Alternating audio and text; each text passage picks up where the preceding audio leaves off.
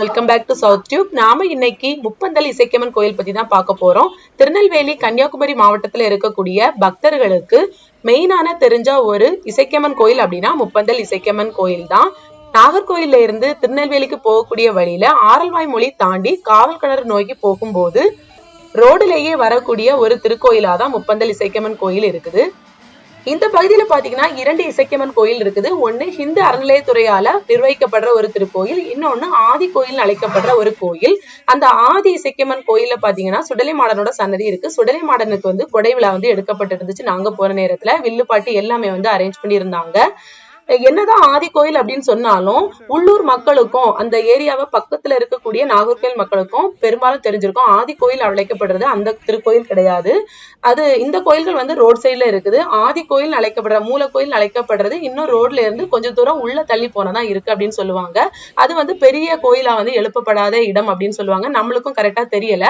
Next time ஊருக்கு போகும்போது கண்டிப்பா அந்த ஆதி கோயிலை எடுத்து நம்ம சேனல்ல கண்டிப்பா போடுறோம்.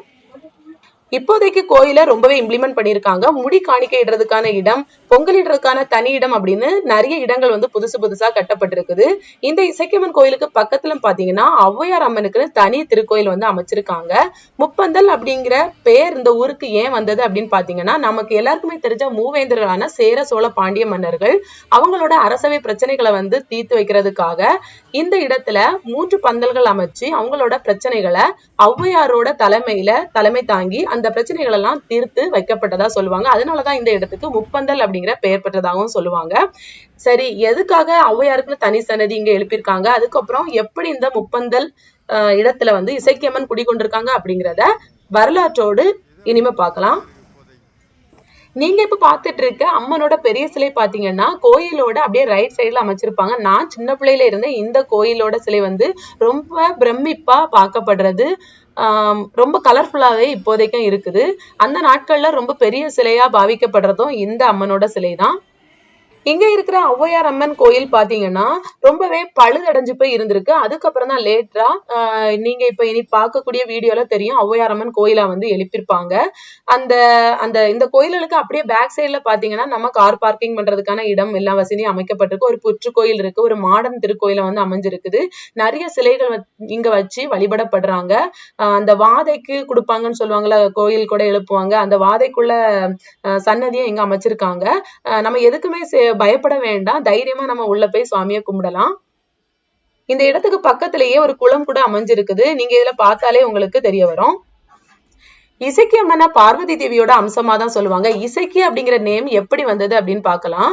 ஒரு தடவை பார்வதி தேவி கண்ணனா இருந்த பெருமாளோட அந்த புல்லாங்குழல் இசைக்கேற்ப ஆடுனதுனால சிவபெருமான் கூப்பிட்ட சத்தம் கேட்காம அந்த இசைக்கேற்ப ஆடி இருக்காங்க. அதனால அந்த கோபத்தினால சிவபெருமான் பூலோகம் சென்று இத்தனை ஜென்மங்கள் நீ பழி உணர்வோடு இருந்து வந்தா இத்தனை ஜென்மங்கள் தாண்டி என்னை அடையலாம் அப்படிங்கிற சாபத்துக்கு உட்படுத்திடுறாங்க. அதனால பார்வதி தேவியும் நீலவண்ண கண்ணனா இருந்த பெருமாளும் பூலோகம் அந்த சாபத்தெல்லாம் நீங்க பெற்று மறுபடியும் கைலாயம் போனதா சொல்லுவாங்க. இது ஒரு சார சொல்ற கருத்து.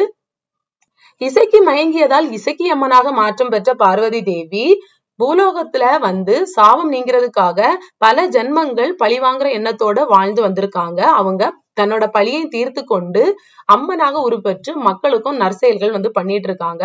அப்படிதான் ஒவ்வொரு இடத்துல அவங்க ஜென்மம் எடுக்கிற நேரத்துல அவங்களுக்கு டிஃப்ரெண்டான வரலாறுகள் இருக்கும். அதனாலதான் வில்லுப்பாட்டு பாடுற நேரத்துல அவங்களுக்கு பல ஜென்மங்கள் அந்த வரலாற்று கதைகள்லாம் ஒவ்வொரு கோயில்ல ஒவ்வொரு விதமா சொல்லுவாங்க. அப்படி ஒரு ஜென்மத்துல அவங்க முப்பந்தல் பக்கத்துல இருக்கக்கூடிய பலவூர் அப்படிங்கிற பகுதியில இசக்கியாக பிறந்து தன்னோட வாழ்க்கையில் நடந்த நிகழ்வுனால பழி தீர்க்கும் எண்ணமா மாறி பழியையும் தீர்த்து எப்படி இந்த இடத்துல கோயில் கொண்டிருக்காங்க அப்படிங்கிறதுதான் இந்த கோயில் வரலாறா இருக்கு. இதுதான் ஔவையார் அம்மனுக்குன்னு உருவாக்கப்பட்ட திருக்கோயில். முதல்ல பாலடைஞ்சு இருந்து இப்போதைக்குதான் சீர்படுத்தி இருக்காங்க. நம்ம ஆல்ரெடி நம்ம வீடியோல சொல்லியிருப்பேன். இந்த திருக்கோயில்ல மக்கள் கம்மியா தான் இருந்தாங்க. நிறைய பேரு முப்பந்தல் இசக்கியம்மனை தரிசனம் பண்ணதோடு அப்படியே ஊருக்கு போயிருவாங்க. ஆனா பக்கத்திலேயே ஔவையார் அம்மன் திருக்கோயிலும் அமைஞ்சிருக்கு. நிறைய பேர் இந்த கோயில் ஹிஸ்டரி தெரிஞ்சவங்க ஔவையார் அம்மன் கோயிலுக்கு வழிபடுவாங்க. நிறைய பேர் விரதம் இருந்து கொழுக்கட்டையை வைத்து சுவாமிக்கு வழிபடுவாங்க. எங்க ஊர் சைட்ல எல்லாம் இந்த மாதிரி தான் சுவாமியை வழிபடுவாங்க. உங்க ஊர் சைட்ல ஔவையார் அம்மனை எப்படி வழிபடுவீங்க அப்படிங்கறத கண்டிப்பா கமெண்ட்ல தெரிவிங்க. அடுத்ததா தொடர்ந்து முப்பந்தல் இசக்கியம்மனோட வரலாற பார்க்கலாம். முன்னாடி எல்லாம் நிறைய பேத்துக்கு இசக்கி அப்படிங்கிற பெயர்கள் இருக்கும். சுடலை மாடன் கதையிலயும் இசக்கி அப்படிங்கிற ஒரு பெண்மணி வரதை வந்து நம்ம பார்த்திருப்போம். அதாவது நிறைய பேத்துக்கு கன்ஃபியூஷன் ஆகலாம், அந்த இசக்கி இந்த இசக்கி அம்மனும் ஒன்றா, அதுக்கப்புறம் வேற கோயில்கள்ல டிஃப்ரெண்டான கதைகள் வந்து சொல்லுவாங்க வில்லுப்பாட்டு பாடுற நேரத்துல, அது எல்லாமே ஒன்றா அப்படிங்கிற கன்ஃபியூஷன் வரும். நான் ஆல்ரெடி சொல்லியிருப்பேன், பல ஜென்மங்கள் டிஃப்ரெண்டான ஜென்மங்கள்ல அவங்க பழி தீர்க்கும் உணர்வோடு அவங்க பிறந்திருப்பாங்க அப்படின்னு.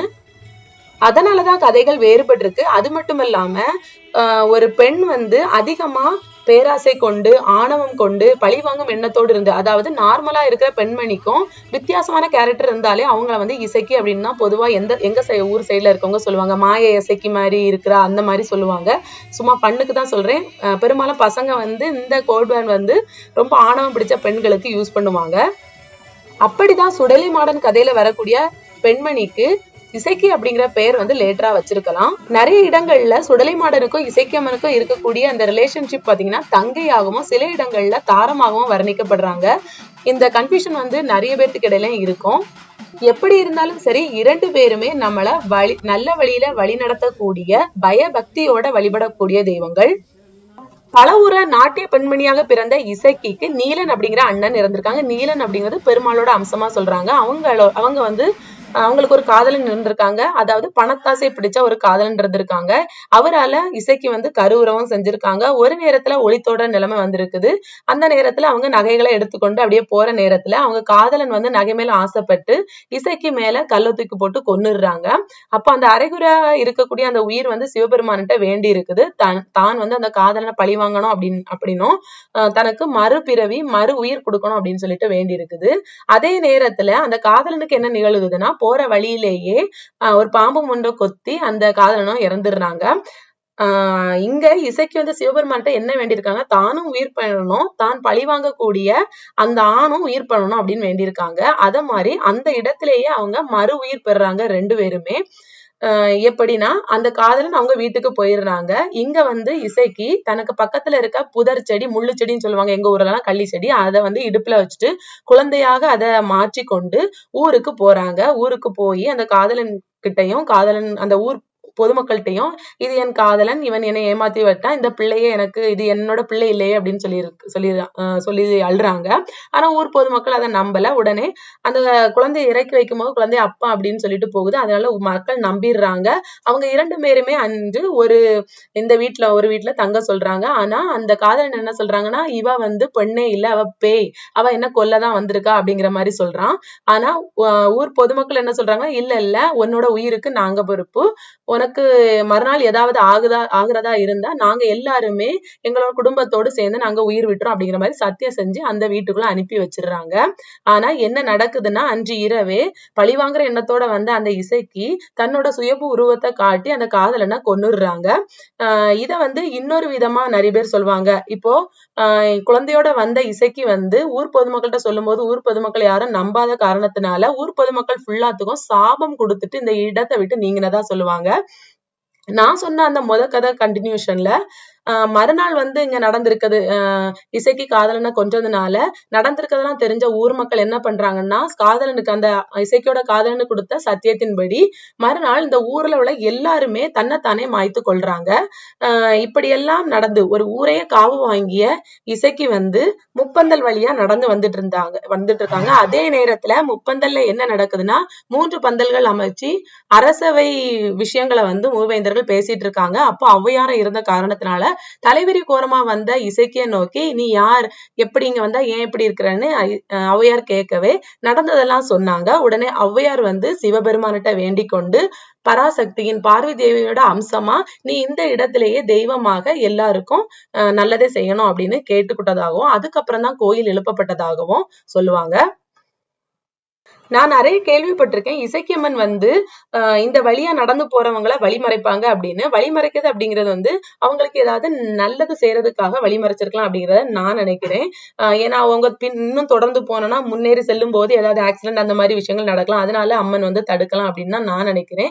மற்றபடி நல்ல குணங்கள் இல்லாத ரொம்ப கெட்ட செயல்கள் செய்யறவங்களதான் இசக்கியம்மன் வந்து பழி வாங்குவாங்க. அவங்களோட குணமே பழி வாங்குறது தான், அதாவது கெட்டவர்களை பழி வாங்குறது தான். மற்றபடி நல்லவர்கள் இதற்கு பயப்படவே வேண்டாம். வேற்று மதத்துல எல்லாம் பாத்தீங்கன்னா இசக்கியம்மனையும் சுடலை மாடனையும் வேறு விதமா வந்து சொல்லுவாங்க. அதாவது அவங்க எல்லாம் சாத்தான்கள் சொல்லுவாங்க. எங்க ஊர்லயுமே நிறைய நிறைய பேர் சொல்ல நான் கேள்விப்பட்டிருக்கேன். ஆக்சுவலா இவங்க 2 பேருமே நம்மளுக்கு, அதாவது நல்லவர்களுக்கு காவல் தெய்வங்களா இருக்கவங்க தான். யாரெல்லாம் அந்த கோயிலுக்கு போய் வழிபட்டு இருக்கீங்க அப்படிங்கிறத கண்டிப்பா கமெண்ட்ல தெரிவிங்க. இன்னொரு வீடியோல சந்திக்கலாம். நன்றி.